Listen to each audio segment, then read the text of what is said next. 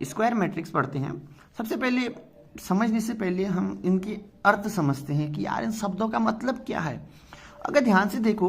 तो स्क्वायर का मतलब हम जानते हैं। अगर मैं क्या करता हूँ, फॉर एग्जांपल मैंने 4 लकड़ी के टुकड़े लिए, तो इन चारों से अगर मेरे से कहे कि यार इससे मेरे को स्क्वायर बनाना है, तो मीनिंग क्या होगी कि सभी लकड़ी के जो डंडे हैं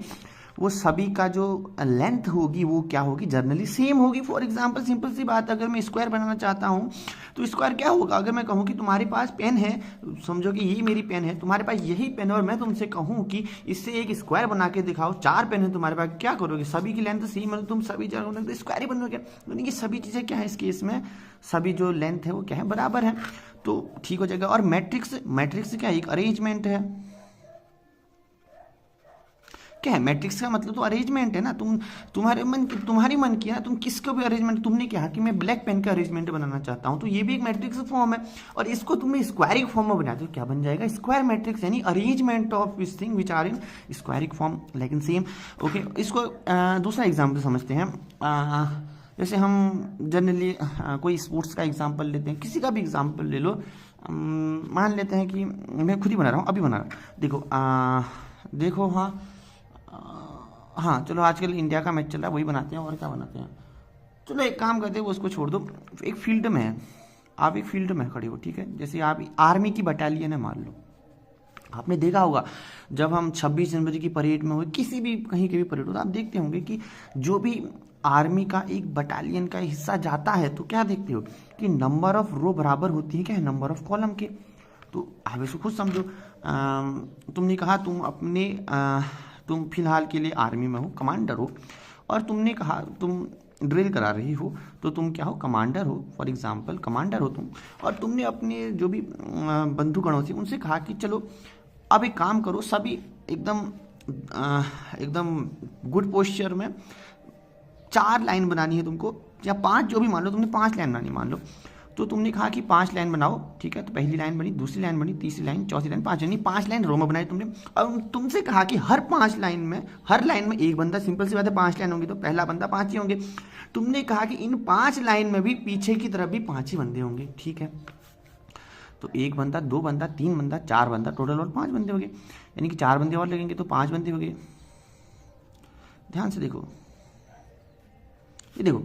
अब क्या हुआ कि ये तुम्हारी एक टुकड़ी बन गई, यानी ओवरऑल ध्यान से देखे तो तुम कमांडर हो, तुमने अपनी जो भी तुमसे नीचे लेवल के जो भी तुम्हारे जो भी कमांडर तुम्हारे अंडर जो आते, तुमने कहा कि चलो मॉक ड्रिल करते हैं, और तुमने क्या किया, सभी जो बंदे थे तुम उनसे कहा कि चलो एक काम करो, 5 लाइन तुम 5 लाइन में खड़े हो जाओ, हर लाइन में 5 बंदे होंगे, यानी कि ओवरऑल तुमने कहा कि स्क्वायर बनना। स्क्वायर देखो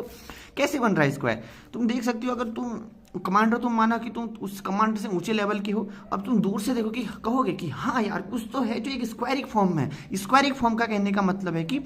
ध्यान से देखो तो यहाँ पे क्या है, नंबर ऑफ रो बराबर है नंबर ऑफ कॉलम के, मतलब तुम जैसे यहाँ जितना यहाँ जाओगे उतना है तुम यहाँ जाओगे, तो पाओगे कि तुम नंबर ऑफ यहाँ पे कितने हैं जो बंदे हैं वो सभी कितने बराबर हैं, कितने हो गए, 1 2 3 4 5, 1 2 3 4 5, ज़्यादा लिख दिया क्या, हाँ मतलब सॉरी 1 2 कितना हो गया, अच्छा हाँ यहाँ पे नहीं किया, देखो यानी कि ओवरऑल क्या हो जाएगा, नंबर ऑफ जो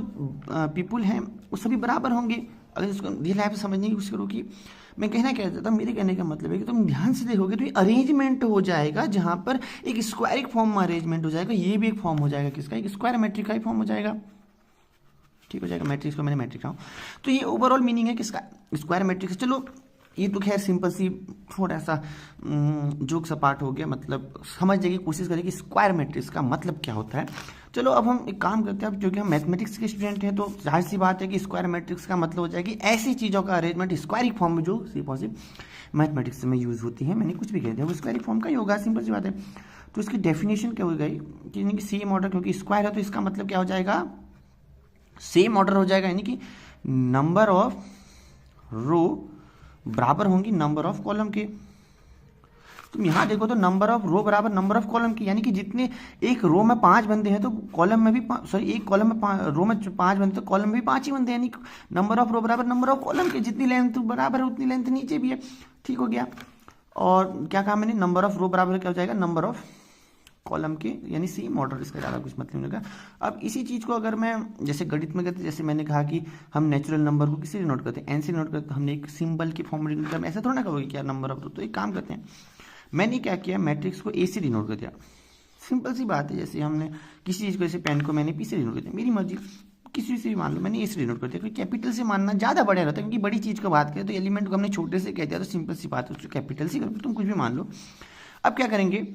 सिंपल सी बात है, जर्नल फॉर्म आई जे होता है, ए आई जे जनरल फॉर्म का मतलब जिसकी वजह से तुम कह सकते हो कि हाँ इसमें जो भी डालूंगा वो जर्नल उसी संबंधित आएगा। जैसे मैंने कहा कि अगर मैं n+2 डालूंगा तो जहाँ पर n की वैल्यू ग्रेटर देन 1 होगी तो हर केस में मेरे को 3 से ज़्यादा का नंबर मिल जाएगा। ठीक हो गया, तो यानी कि एक जर्नल फॉर्म हो जाएगा लिखने का, 3 से ज़्यादा का नंबर मैंने एक फॉर्म लिख दिया, ठीक हो गया। तो ओवरऑल जनरल फॉर्म का मतलब हो गया कि तुम जैसे